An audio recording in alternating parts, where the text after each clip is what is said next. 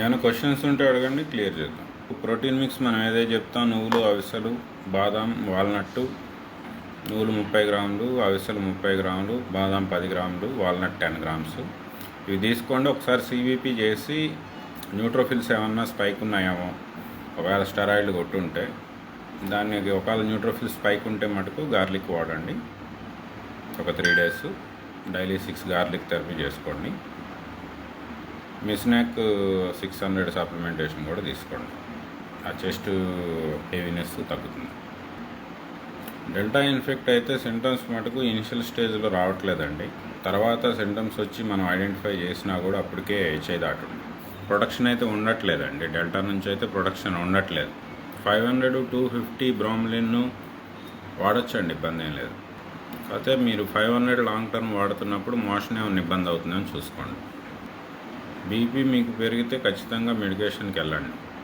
Delta plus preventive protocol అయితే సేమేనండి. కానీ wild ఒకవేళ ఇన్ఫెక్ట్ అయితే అప్పుడు పరిస్థితిని బట్టి ప్రోటోకాల్ చిన్న చిన్న చేంజెస్ ఉంటాయి. వ్యాక్సిన్ వేయించుకొని నెక్స్ట్ డే నుంచి కూడా తీసుకోవచ్చండి, ఇబ్బంది ఏం లేదు.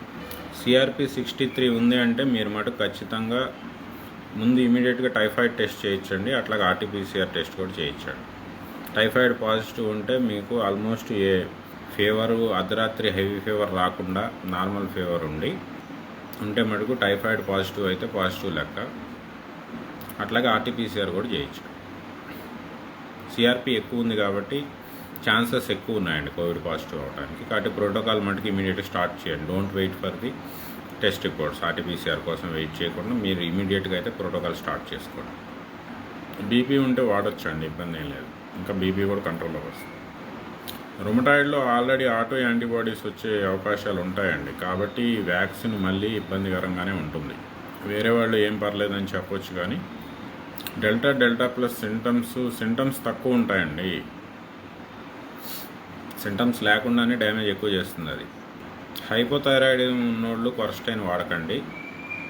వాళ్ళ ఒక్కళ్ళ మటుకు వాడకూడదండి కొరస్టైన్. ఎందుకంటే మనకి థైరాయిడ్ హార్మోన్ ప్రొడక్షన్ తగ్గిస్తుంది అది. హైపర్ ఉంటే వాడుకోవచ్చు. కాలేజ్ ఓపెన్ చేస్తే పంపించడం పంపించకపోవడం మీ ఇష్టం అండి. ఒక 3 నెలలు కాలేజీకి వెళ్ళకపోతే కొంపలేం మునిగిపోవండి. ఒకసారి మీరు కూడా టైఫాయిడ్ టెస్ట్ ఇమీడియట్ చేయించుకోండి. అట్లాగే ఆర్టీపీసీఆర్ కూడా చేయించండి.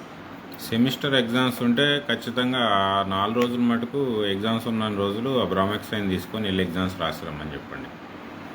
డాక్టరు సలహాపై.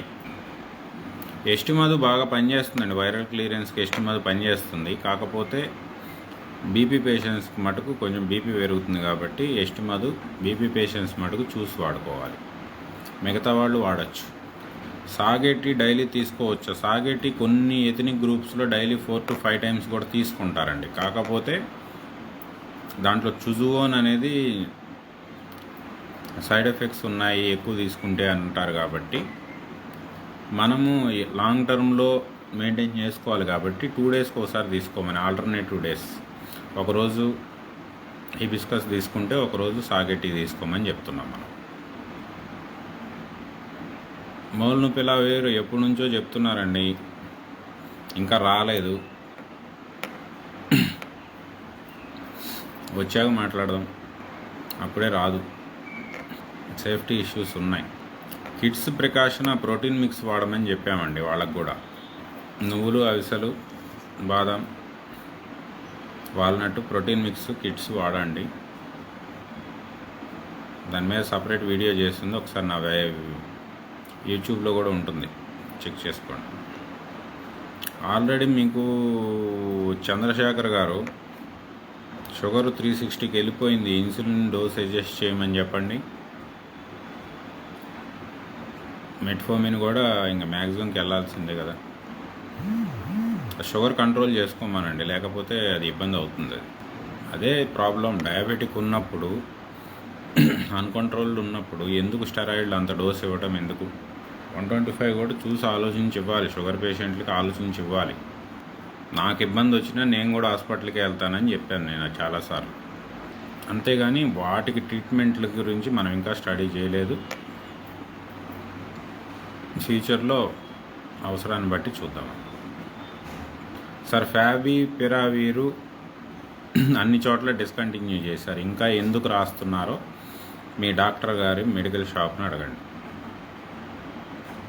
వాళ్ళ లావాదేవీలు ఏమున్నాయో. ఫావిపిరావిర్ మ్యాక్సిమం ఎవరు రాయట్లేదండి. ఇంకా రాసేవాళ్ళు వాళ్ళ పర్సనల్ ఇంట్రెస్ట్ ఏంటో అడగండి. ఐసీఎంఆర్ రిపోర్టు, ఐసీఎంఆర్ ఇద్దరు బాయి అండి. ఐజీఐబీ ఏమన్నా పెడితే నమ్ముదాం కాస్త కూస్తో. ఐసీఎంఆర్ ఇదివరకు అన్నీ ఆ వ్యాక్సిన్ మీద బూతులే వచ్చాయి. ఐజీఐబీ డేటాలో నెగిటివే ఉంది. బ్రేక్ త్రూ ఇన్ఫెక్షన్స్ మీద, హెల్త్ కేర్ వర్కర్స్ మీద చేసిన ఫస్ట్ స్టడీ, ఆ స్టడీలో తీసుకొని మనం చెప్పినందుకే మన మీద కేసులు పెట్టారు. ఆ తర్వాత సిడిసి కూడా మనం చెప్పినవి కన్ఫర్మ్ చేసింది. కాబట్టి ఏంటంటే ఈ వ్యాక్సిన్ డేటా దగ్గరికి వచ్చేసరికి ఐజీఐబీని నమ్మండి, ఐసీఎంఆర్ని కాదు. ఐసీఎంఆర్ ఓన్లీ పాజిటివ్ టైప్లోనే ప్రాజెక్ట్ చేస్తుంది ప్రతిదీ. రియల్ వరల్డ్ డేటా లేదు. రియల్ వరల్డ్ డేటా మీకు ఐజీఐబీ, అది కూడా మనకు సెంట్రల్ గవర్నమెంట్దేగా. డెల్టా మీద వాళ్ళు చేసిన స్టడీలో బ్రేక్ త్రూ ఇన్ఫెక్షన్స్ ఉన్నాయి, వైరల్ లోడ్లు విపరీతంగానే ఉన్నాయి. అటువంటిది మళ్ళీ వీళ్ళు ఎఫికసీలు ఏంటి నమ్మశక్యంగా ఉండట్లేదు. అవి దాని వెనుకున్న రీజన్స్ ఏంటో వాళ్ళకే తెలియాలి, వాళ్ళ లావాదేవీలు. Sir ivermectin safety profile issue ఉంది అని చెప్పి దాని మ్యానుఫ్యాక్చర్ మెర్కే చెప్తుంది. అది కుక్కల మందు, కానీ మనుషులకు కూడా వేయాల్సిన పరిస్థితి వచ్చింది. ఆ తర్వాత వాళ్ళ స్టడీస్లో సేఫ్టీ ఇష్యూస్ ఉన్నాయి అని చెప్పి ఆ కంపెనీ వాడే ప్రెస్ నోట్ రిలీజ్ చేశాడు. వాడుకుంటే వాడుకోండి, మాకు సంబంధం లేదు అని చెప్పి. రెండోది, అది రికమెండ్ కూడా 3 days రికమెండ్ చేస్తున్నారు. దాని ఆఫ్ లైఫ్ ఇంకో 2 days ఉందనుకున్నా, 5 days తర్వాత ఆ గేట్ ఓపెన్ అయిపోతుంది. ఇప్పుడు డెల్టా అయితే 20 రోజులు కూడా ఉంటుందంట. మరి 20 రోజుల పాటు కాపలా 3 రోజులు వేసుకుంటే 20 రోజులు కాపలా డ్యూటీ చేయడండి ఆయన మహా అయితే 5 days డ్యూటీ చేస్తాడు. మరి మిగతా 15 రోజులు డ్యూటీ ఎవరు చేయాలి? కాబట్టి ఐవర్మెక్టిన్ డెల్టా దగ్గరికి వచ్చేసరికి ఉపయోగం ఇంకా తగ్గిపోతుంది. ఈవెన్ రెమ్డెసివిర్ పరిస్థితి కూడా అదే. ఎందుకంటే డెల్టా చాలా స్పీడ్గా ఇన్ఫెక్ట్ అవుతుంది, మనకు తెలిసే లోపే వైరల్ లోడ్లు పెరిగిపోతాయి. అటువంటప్పుడు రిప్లికేషన్ ఇన్హిబిటార్లు 3వ రోజు తర్వాత వేసి కూడా ఉపయోగం ఉండదు. ఇన్ఫెక్ట్ అయిన 3వ రోజు వేయాలి. 3వ రోజుకి మరి ఇదేమో అసలు సింటమ్సే రావట్లేదు, మరి ఏ బేసిస్ మీద రెమ్డెసివిర్ చేస్తాం? అట్లాగే ఐవర్మెక్టిన్ కూడా ఇట్లాంటి ఇష్యూసే ఉన్నాయి. సార్ ఎసనోఫిల్స్ 14% ఉంటే మేడం అది ఎక్కువ అండి, ఎలర్జీలు ఎక్కువ ఉన్నాయి మీకు. ఒకసారి ఏవిల్ 25 డాక్టర్ సలహా మీద ఏవిల్ 25 వాడండి, ఆ ఎసనోఫిల్స్ తగ్గుతాయి. అవి ప్రోటోకాల్ కంటిన్యూ చేయండి. మీ మిస్సెస్కి అవన్నీ ఉన్నాయి అన్నప్పుడు ఒకసారి టెస్ట్ కూడా చేయించండి. టోటల్ ప్రోటోకాల్లో ఉండండి, కలోంజీ, బ్రోమెక్సైన్ అన్నీ ఉండండి. ఓకే, అవన్నీ తీసుకున్న తర్వాత కాలేజీకి పంపించినా ఇబ్బంది లేదులేండి. ప్రోటోకాల్ స్టార్ట్ చేసుకోండి. స్టార్ట్ చేసుకుంటే తప్పేం లేదు కదా. ఒక 1 week వాడి వదిలేయటం వల్ల ప్రాబ్లం ఏం లేదు. నువ్వులు అవిసెలు ఇవైతే ముంజాగ్రత్తగా తినమని చెప్తున్నాం, మెంతులు ముంజాగ్రత్తగా తినమని చెప్తున్నాం. ఒకవేళ సింటమ్స్ ఉన్నాయి అంటే ఓన్లీ ఏంటి, డాక్టర్ సలహా మీద బ్రోమెక్సైన్, కలోంజీ, దానిమ్మ జ్యూస్ స్టార్ట్ చేయమని చెప్తున్నాం. అవి స్టార్ట్ చేసుకున్నందువల్ల నష్టమైతే లేదు కదా. 1 week చూస్తాము, అన్నీ ఓకే అనుకుంటే అప్పుడు ఆపుతాము. ఇన్ అడిషన్గా ఒక 1 week పాటు ఈ 3 తీసుకుంటే తప్పేం లేదు కదా. గుర్తించడం అయితే కష్టం,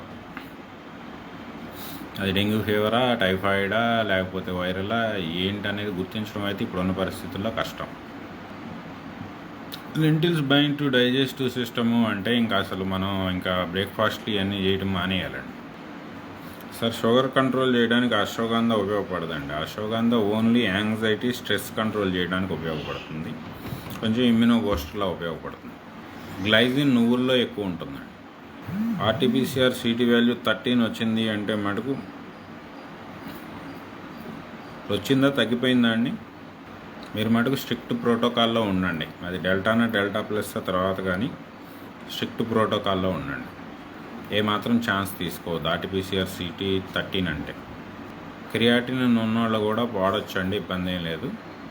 కాకపోతే మీరు కొంచెం కొత్తిమీర రసం కూడా తీసుకోండి, ఒక 1 వీక్ పాటు క్రియాటిన్ కంట్రోల్లోకి వస్తుంది. సార్ వెయిట్ ఎక్కువ ఉన్నవాళ్ళు ఇదే వాడొచ్చండి. కాకపోతే క్యార్నిటైన్ అని చెప్పి సప్లిమెంట్స్ దొరుకుతాయి అమెజాన్లో, ఎల్ క్యార్నిటైన్ అని, కార్బమైడ్ వాళ్ళవి. అవి డైలీ 1000 mg ఒకటి తీసుకోండి, వెయిట్ కొంచెం కంట్రోల్లోకి వస్తుంది. ఎల్ క్యార్నిటైన్ అని చెప్పి ఉంటాయి అమెజాన్లో, ఆ సప్లిమెంటేషన్ తీసుకోండి. షోయినాంక బార్క్ పౌడర్ అయితే పొద్దున ఒక స్పూన్ హాట్ వాటర్లో వేసుకొని ఒక 10 నిమిషాలు వదిలేసి ఫిల్టర్ చేసుకొని తీసుకోండి. అట్లాగే సాయంత్రం కూడా తీసుకోండి. బార్క్ పౌడర్ అయితే మటుకు స్పూన్ తీసుకోండి, పొద్దున ఒక స్పూన్, సాయంత్రం ఒక స్పూన్.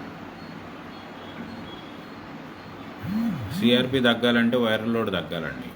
వైరల్ లోడ్ తగ్గి దాన్ని డ్యామేజ్ చేయడం తగ్గితేనే సిఆర్పి తగ్గుతుంది.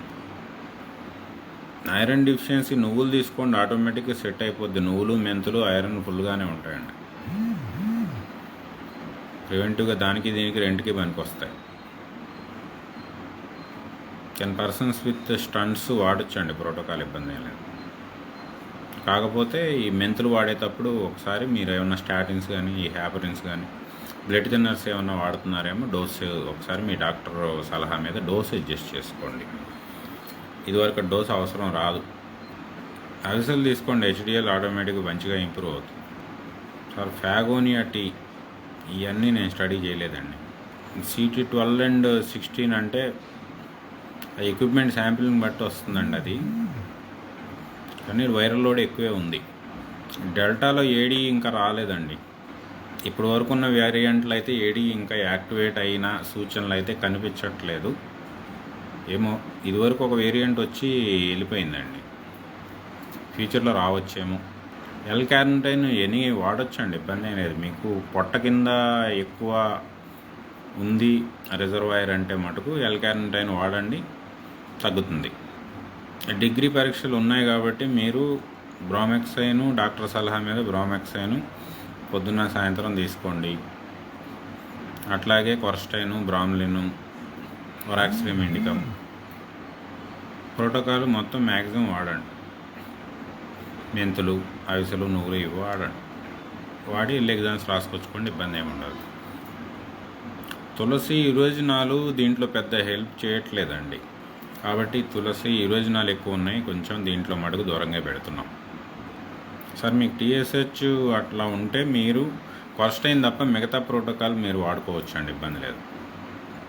రోజెల్లా టీ, సాగెటీ అవి కంటిన్యూ చేసుకోండి, ఇబ్బంది ఏం లేదు. CARNI TINE క్యార్నిటైన్, NITINE అండి. ఫ్లాక్ సీడ్స్ మీ ఇష్టం అండి, 30 గ్రాములు అయితే మినిమం తీసుకోవడం మంచిది. ఆ తర్వాత మీరు తినగలిగితే తినండి, ఇబ్బంది ఏమి. స్మెల్ ఇంకా రాలేదంటే నువ్వులు ఎక్కువ తీసుకోండి, లేదు గ్లైజిన్ సప్లిమెంట్స్ దొరికితే గ్లైజిన్ సప్లిమెంట్స్ కూడా వాడండి. స్మెల్ ఇష్యూలు ఏమున్నా కూడా గ్లైజిన్ సప్లిమెంట్స్ వాడండి. గ్లైజిన్ సప్లిమెంట్స్ వచ్చే వరకు నువ్వులు ఎక్కువ తీసుకోండి. పోమోగ్రానైట్ వేరండి, ఒరాక్సిలం వేరండి. ఈ దానిమ్మ అది ఇండియన్ ట్రంపెట్ అంటారు, షోయినాంక. స్పాండిలైటిస్ ఉన్నా వాడచ్చండి, ఇబ్బంది అయినా. స్లీపింగ్ ప్రాబ్లం ఉంటే గ్లైజిన్ సప్లిమెంటేషన్ తీసుకోండి, అశ్వగంధ తీసుకోండి, హెల్ప్ అవుతుంది. డెల్టాన్ జాబ్డ్ పీపుల్ మీరు జాబ్ వేసుకున్నా వేసుకోకపోయినా వైరల్ లోడ్ ఒక్కటే ఉంటుందని చెప్పి CDC చెప్తుందండి. కాబట్టి జాబ్ వల్ల డెల్టా మీద వైరల్ లోడ్ ఆపటంలో ఎటువంటి రోలు ప్లే చేయట్లేదు. మరి ఇంకా అది ఏ రోల్ ప్లే చేస్తుందో మ్యానుఫ్యాక్చర్లకే తెలియాలి. లేకపోతే దాన్ని సపోర్ట్ చేస్తున్న వ్యాక్సర్లు, ఎందుకంటే మమ్మల్ని యాంటీ వ్యాక్సర్లు అని చెప్పేది ఇచ్చారు కాబట్టి వ్యాక్సర్లను అడగాలి. వైరల్ లోడ్ ఆపకుండా ఇంకేం ఆపుతుంది అది అనేది. కొరస్టైన్ బ్రామ్లిన్కి ఆల్టర్నేటివ్ ఏముంటుందండి? ఏమీ లేదండి. కొరస్టైన్ 500 mg, బ్రామ్లిన్ 250 mg డైలీ 1 చాలండి. WBC పిల్లలకి ఒకటే గుర్తుపెట్టుకోండి, పిల్లలకి న్యూట్రోఫిల్స్ తక్కువ ఉంటాయి. 2 to 5 ఇయర్స్ వాళ్ళకి 30% కూడా ఉంటాయి, 30-40% ఉంటాయి 2 to 5 ఇయర్స్ పిల్లలకి.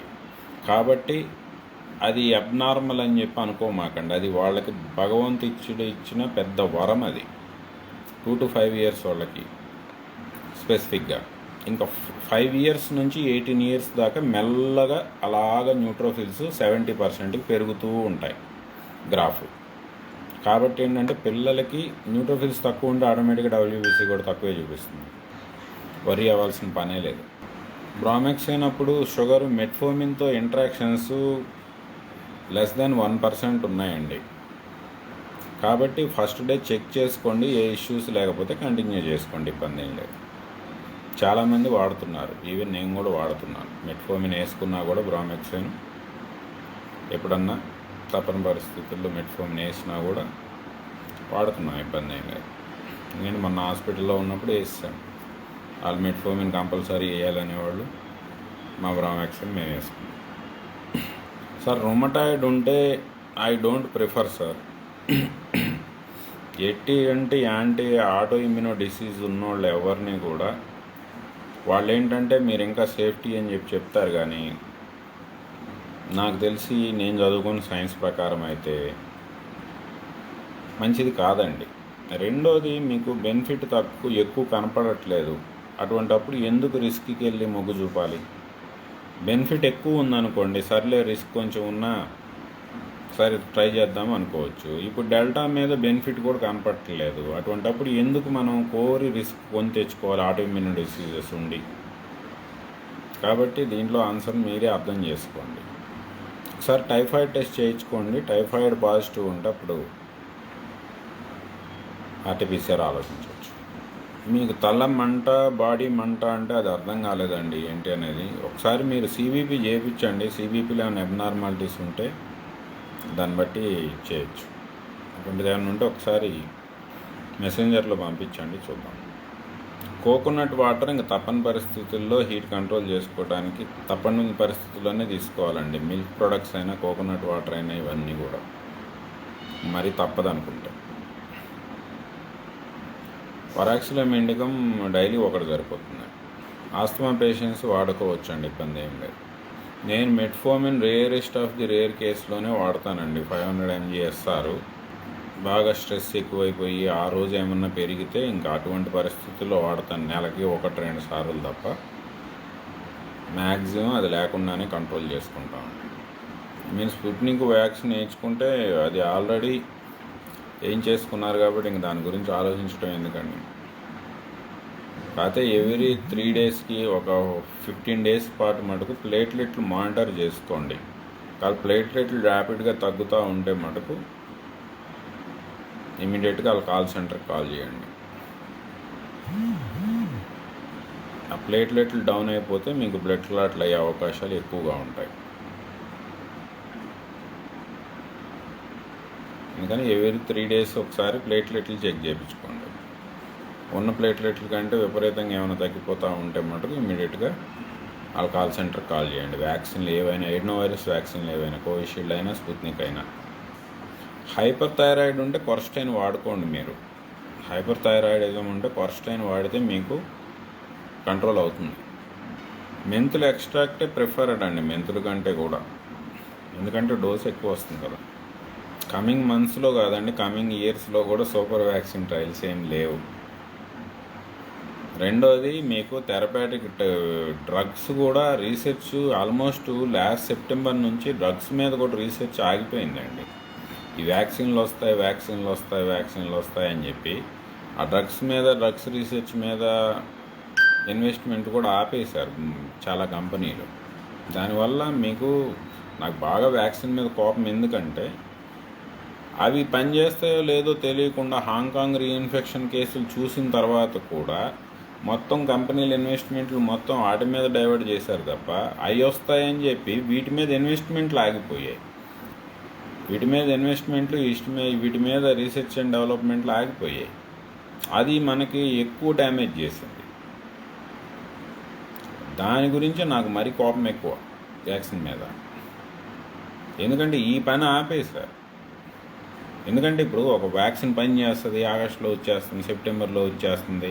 ఆ అమెరికన్ ఎలక్షన్ కోసం తెగ డబ్బాలు కొట్టి ఎవరైనా అంతే కదండి. ఒక కంపెనీ వాడు R&D మీద ఇన్వెస్ట్ చేస్తున్నాడు అంటే రేపు రూపాయి వస్తుందని వాడు డబ్బులు ఎక్కువ అయ్యి పోగొట్టుకోవడానికి ఎవడు చేయడు కదా, ఏ కంపెనీ కూడా.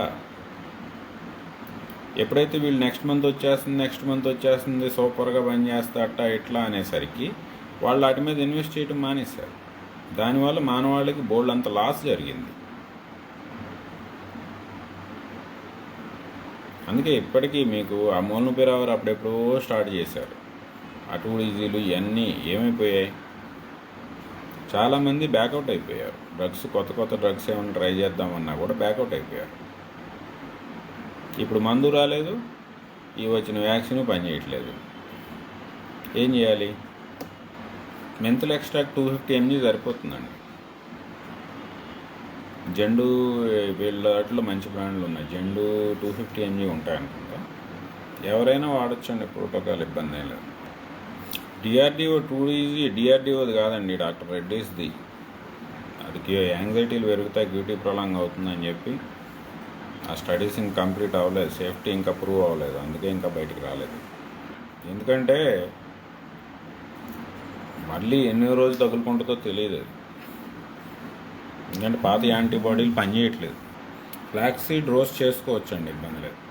సరే, ఇంగ్లీష్ మెడిసిన్స్ వాడుతూ మెంతులు కలంజీ వాడచ్చా? ఏం ఇంగ్లీష్ మెడిసిన్స్ వాడతారు? యాంటీబయాటిక్స్ వాడతారా? స్టెరాయిడ్లు వాడతారా? ఏం వాడతారు? మరి అవన్నీ వాడి మళ్ళీ పెంచుకొని మళ్ళీ తగ్గలేదని ఉపయోగం ఏమైనా ఉంటుందా? ఫస్ట్ వీక్లో అవి వాడకూడదు, యాంటీబయాటిక్స్ వాడకూడదు, స్టెరాయిడ్స్ వాడకూడదు. మరి ఇంగ్లీష్ మెడిసిన్ ఏం వాడతారండి? Sir, Covishield second dose adenovirus vector same వెక్టార్తో ఇస్తే యాంటీ వెక్టార్ ఇమ్యూనిటీ గురించి ఏంటి అనేది వాళ్ళ దగ్గర ఆన్సర్ లేదు. మరి సెకండ్ డోస్ ఎలా పనిచేస్తుందో నాకైతే అర్థం కాదు. రీఇన్ఫెక్షన్ వస్తుందండి, ఎన్నిసార్లు అయినా వస్తుంది. రీఇన్ఫెక్షన్ కాదండి, కోఇన్ఫెక్షన్ కూడా చెప్తున్నారు. కోఇన్ఫెక్షన్లు కూడా వస్తున్నాయి.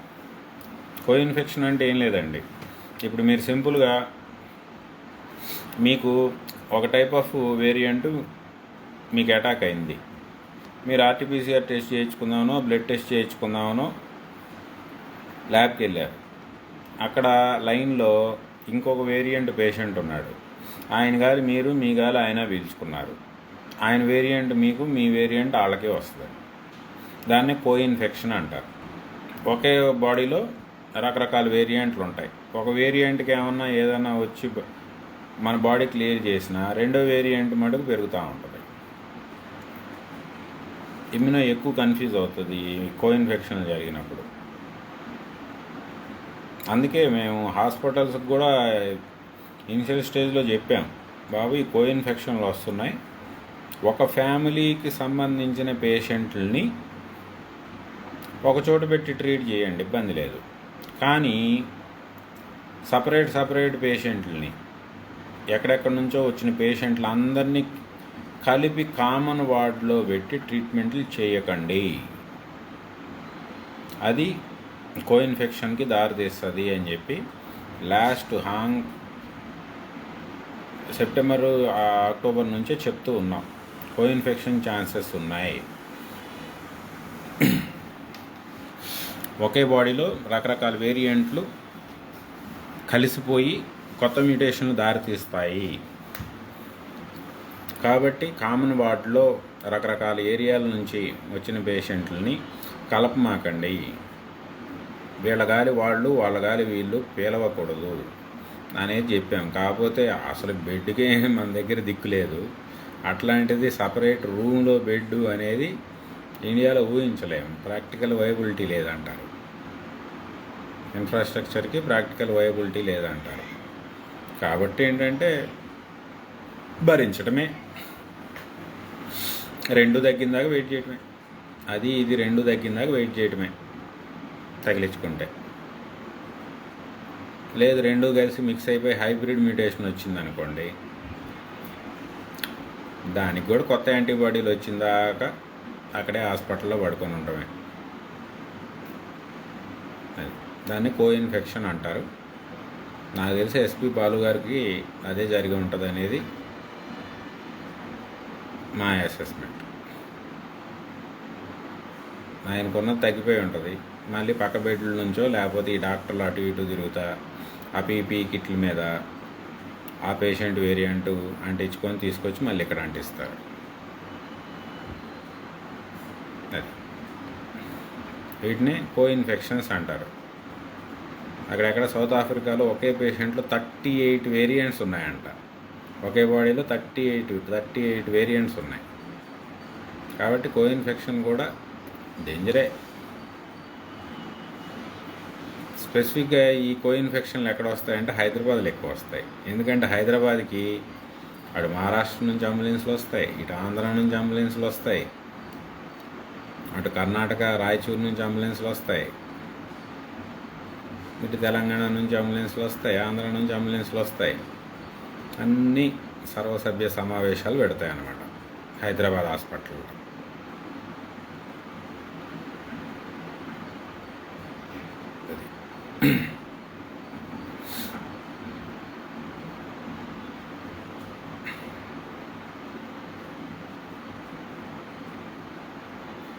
ఇప్పుడు ఇది మంచి కాంట్రవర్సీ వచ్చి చూడండి. ఇప్పుడు ఏదో ఫ్లోలో మాట్లాడేసాం కానీ ఇది మంచి controversy topic. Co infection in Hyderabad hospitals. క్వర్స్టైన్ విత్ బ్రామిలిన్ విచ్ బ్రాండ్ ఈజ్ బెస్ట్? ఎవడైనా అదే అండి తీసేది. ఆ క్వర్స్టైన్ ఆనియన్ నుంచి తీస్తారు, ఈ బ్రామిలిన్ పైనాపిల్ నుంచి తీస్తారు. ఎవడైనా అక్కడ నుంచి 95% కాన్సన్ట్రేషన్ తీస్తారు మ్యాక్సిమం. దాంట్లో బ్రాండ్లు ఏం లేదు, ఏది బెస్ట్ ప్రైస్ ఉంటే అది తీసుకోవడం. కాకపోతే డోసు 300 mg, ఇది 150 mg. క్వర్స్టైన్ 300 mg, బ్రామిలిన్ 150 mg మెయింటైన్ చేసుకుంటే బెటర్. విటమిన్ సి కూడా యాడ్ అయితే ఇంకా మంచిది, లెసిటిన్ కూడా యాడ్ అయితే ఇంకా మంచిది. అబ్జార్ప్షన్ ఎక్కువ ఉంటుంది. ఇవన్నీ యాడ్ అయితే క్వర్స్టైన్ అబ్జార్ప్షన్ పెరుగుతుంది. మెంతులు బదులుగా క్వర్స్టైన్ విత్ బ్రామిలిన్ కాదు, ఫెనుగ్రిక్ ఎక్స్ట్రాక్ట్, క్వర్స్టైన్, బ్రామిలిన్ ఇవి కూడా తీసుకోవడం బెటర్ అండి.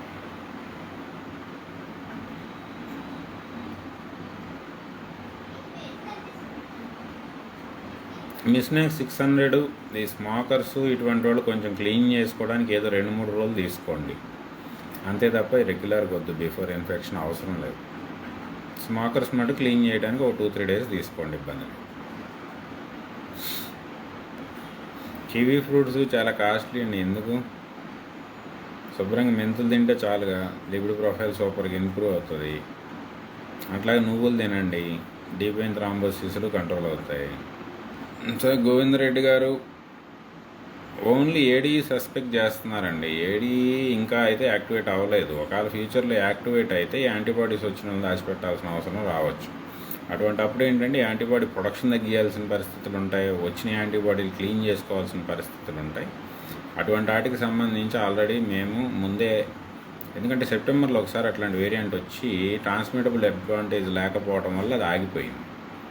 అప్పట్లోనే మేము దానికి సంబంధించి ప్రోటోకాల్ డెవలప్ చేసి పెట్టాము. మీరు కోవికేర్ ఆర్మ్లో ఉంటారు కాబట్టి టచ్లో ఉంటే అటువంటి ప్రాబ్లం వచ్చినా మన ఆర్మ్లో ఉన్న వాళ్ళకి ఒకవేళ రేపు ఈ వ్యాక్సిన్ చేసుకుని వచ్చిన యాంటీబాడీల వల్ల ఈ ఏడీ ఇట్లాంటి ప్రాబ్లమ్స్ ఏమైనా వచ్చినా కూడా వాటిని ఎలా డీల్ చేయాలో కోవికేర్ ఈజ్ వెల్ ట్రైన్డ్. ఇబ్బంది ఏం లేదు. మన ఆర్మ్లో ఉన్నవాళ్ళు వ్యాక్సిన్ చేయించుకున్నా కూడా భయపడాల్సిన అవసరం ఏం లేదు. రెండోది ఏంటంటే ఒకవేళ వ్యాక్సిన్ చేయించుకున్న తర్వాత ఈ క్లాటింగ్ ఇష్యూలు ఏమైనా ఉంటాయి అని చెప్పి ఆల్రెడీ చేయించేసుకుంటే బెటర్ ఏంటంటే మన ప్రోటీన్ మిక్స్ అయితే తీసుకోండి. ఎందుకంటే నువ్వులు, ఆ డీవీటీలు, ఆ విఐటీటీలు వీటిని ప్లస్ ఈ మెంతులు కూడా వాడండి. లిపిడ్ ప్రొఫైల్ కూడా కంట్రోల్లోనే ఉంచుకోండి. దానివల్ల ఏంటంటే క్లాట్స్ ఇష్యూలు ఇవి రాకుండా ఉంటాయి. రెండోది స్పెసిఫిక్గా వ్యాక్సిన్ తీసుకుంటే ప్లేట్లెట్లు మటుకు మానిటర్ చేసుకోండి. ఎవ్రీ 3 డేస్కి ప్లేట్లెట్లు మటుకు మానిటర్ చేసుకోండి. తీసుకుంటారా తీసుకోవద్దా అనేది అది మీ పర్సనల్ ఇంట్రెస్ట్ కాబట్టి తీసుకున్న వాళ్ళు మటుకు ప్లేట్లెట్లు మానిటర్ చేసుకోవడం మటుకు మర్చిపోమాకండి. ఒకవేళ ప్లేట్లెట్లు ఎవరికన్నా డ్రాప్ అవుతూ ఉంటే మటుకు ఎందుకంటే ఎడెనోవైరస్ వ్యాక్సిన్లు ప్లేట్లెట్ల మీద PF4 యాంటీబాడీలు ప్లేట్లెట్ల మీద దాడి చేస్తున్నాయి. ఆ దాడి చేసినప్పుడు అవి పడిపోతాయి. అవి పడిపోతే అవే క్లాట్స్ కింద మారుతున్నాయి. కాబట్టి ప్లేట్లెట్లు మటుకు మానిటర్ చేసుకోండి. ఎందుకంటే ప్లేట్లెట్లు ఎంత అండి, 100 రూపీస్లో చెక్ చేస్తారు ల్యాబుల్లో. థర్డ్ వేవ్ స్టార్ట్ అయిందా అంటే ఈస్ట్ గోదావరి, కృష్ణా, గుంటూరు, చిత్తూరులో మటుకు కేసెస్ 300, 400 కూడా వస్తున్నాయండి. 300 వచ్చింది అంటే మరి సింటమ్స్ ఉన్నట్లే. సరే, బలవంతంగా వ్యాక్సిన్ వేయించేస్తున్నారు అంటే మీరు మటుకు మరి అది తప్పండి. ఎందుకంటే ఎవరిష్టం వాళ్ళది. బలవంతంగా ఈ ఎమర్జెన్సీ అప్రూవల్ మీద ఉన్నటువంటి వ్యాక్సిన్లు ఫోర్స్ చేయటం మటుకు కాన్స్టిట్యూషన్కి వ్యతిరేకం. అది కాన్స్టిట్యూషన్కి వ్యతిరేకం. అది ఎమర్జెన్సీ అప్రూవల్స్ మీద ఉన్నటువంటి వ్యాక్సిన్లు మ్యాండేటరీగా తీసుకుంటేనే మీరు ఉద్యోగానికి రావాలి, ఇది తీసుకుంటేనే మీరు ఫలాందానికి రావాలి అనేది ఇది బేసిక్ హ్యూమన్ రైట్ వయలేషన్. అది బేసిక్ హ్యూమన్ రైట్ వయలేషన్. ఎఫికసీలు ప్రూవ్ అవ్వకుండా, అవి పనిచేస్తాయో లేదో తెలియకుండా, సైడ్ ఎఫెక్ట్స్ ఏంటో తెలియకుండా, లాంగ్ టర్మ్ ఇబ్బందులు ఏంటో తెలియకుండా వాటిని మ్యాండేటరీ చేయటం అనేది హ్యూమన్ రైట్ వయలేషన్. అది కాన్స్టిట్యూషన్ వయలేషన్. అది దాన్ని మటుకు కోర్టులు ఛాలెంజ్ చేయండి, లేకపోతే అక్కడే దీక్షకు కూర్చోండి. ఎవడన్నా మీకు ఉద్యోగానికి రానియకపోతే అక్కడే హాస్పిటల్ వేసుకొని కూర్చోండి. ఒకసారి మొత్తం మీడియా వచ్చి కూర్చుంటే దాని వ్యవహారం కూడా తేలిపోతుంది. ఎవడి నమ్మకాలు ఆడి, ఎవడ భయాలు ఆడి, ఆడేవాడండి మ్యాండేటరీ చేయడానికి? ఆడికేం రైట్ ఉంది? పోనీ ఆడు గ్యారంటీ ఇస్తాడా? ఇది చేసుకుంటే నీకేం కాదు, నీకు ఇబ్బంది లేదు, రేపు నీకేమన్నా అయితే నీ ఫ్యామిలీకి ఓ 10 కోట్లు మేము ఇదిగో ఇన్సూరెన్స్ ఇస్తామని చెప్పి వాడు మ్యాండేటరీ ఆడేమన్నా ఇస్తాడా, రాసిస్తాడా? అటు రాసిమ్మనండి. ఆ మ్యాండేటరీ చేసేవాడిని ఏమన్నా ఏం లేదండి. మిడిల్ క్లాసు అర్బన్లో ఉన్న ఎంప్లాయీస్ వాళ్ళ యొక్క మనోభావాలతో ఆడుకోవటం. వాడెవడు వ్యాక్సిన్ ఎమర్జెన్సీ అప్రూవల్ మీద ఉన్న వ్యాక్సిన్ని మ్యాండేటరీ చేయడానికి వాడెవడండి? వాడికి ఏం రైట్ ఉంది? ఏ కాన్స్టిట్యూషన్ ఏ ఆర్టికల్ రైట్ ఇచ్చింది? అది ఏ చట్టం ప్రకారం మ్యాండేట్ చేస్తారు? Purely human right violation. అది ముందు ఫుల్ అప్రూవల్ తెచ్చుకోమనండి. చేపిస్తామండి. ప్రశాంత్ భూషణ్తో వేపిస్తాం కేసు. ప్రశాంత్ భూషణ్ ఆల్రెడీ ట్విట్టర్లో స్టార్ట్ చేశారు. ఆయనతో సుప్రీంకోర్టులోనే వేపిస్తాం. డేటా ఇచ్చి సుప్రీంకోర్టులో ఛాలెంజ్ చేపిస్తాం. కోవి లీగల్ కేర్ తరపు కాదు. కోవి లీగల్ కేర్ డాక్యుమెంటేషన్ వేసి చేస్తుంది ప్రశాంత్ భూషణ్. ఆల్రెడీ ఇదివరకు మాట్లాడున్నాం. ఈడేవడండి మ్యాండేటరీ చేయడానికి? ఇజ్రాయెల్ స్టడీ ప్రకారం 60% పడిపోయింది ఎఫికసీ. మళ్ళీ అగైనెస్ట్ హాస్పిటలైజేషన్. ఫ్లోరిడాలో కేసులు ఎందుకు పెరుగుతున్నాయండి? హాస్పిటలైజేషన్ ఎందుకు పెరుగుతుంది ఫ్లోరిడాలో? 59% వ్యాక్సినేటెడ్ విత్ ఆల్మోస్ట్ ఫైజర్. ఫ్లోరిడాలో ఇప్పుడు 12,000 హాస్పిటలైజేషన్స్ అయ్యాయి. వ్యాక్సినేటెడ్ ఆమ్లు ఎక్కువ అయ్యాయి. వీటన్నిటికి ముందు ఆన్సర్ చెప్పాలి వీళ్ళు. చెప్పకుండా మ్యాండేటరీ లేకపోతే ఉద్యోగం వీకేస్తాం. ఒకలో ఉద్యోగం, ఇంటికి వెళ్ళి వ్యవసాయం చేసుకుంటాం. రేపేట ముదిరిందంటే గాలిలో వస్తుందంటే పోయి అదే పని చేయాలి. అట్లాగా వీడు ఇచ్చే 10,000, 20,000 జీతానికి వ్యాక్సిన్ మ్యాండేటరీ, అది మ్యాండేటరీ, ఇది మ్యాండేటరీ. ఎవడి ఇష్టం వాడిదండి, ఎవడి నమ్మకం వాడిది. వాడికి ఇష్టం అయితే చేయించుకుంటాడు. ఆడుకున్న ఎడ్యుకేషన్ ప్రకారం, ఆడుకున్న నాలెడ్జ్ ప్రకారం ఎవడిష్టం వాడిది. ఐవర్మెక్టిన్ మెడ్రాల్ 4 mg రాశారు. మెడ్రాల్ ఇప్పుడే ఎందుకండి మీకు అసలు? ఫస్ట్ వీక్లో మెడ్రాల్ రాస్తే ఒప్పుకోవద్దండి. ఫస్ట్ వీక్లో స్టెరాయిడ్లు వాడద్దు. ఫస్ట్ వీక్లో మెడ్రాల్ ఎందుకండి?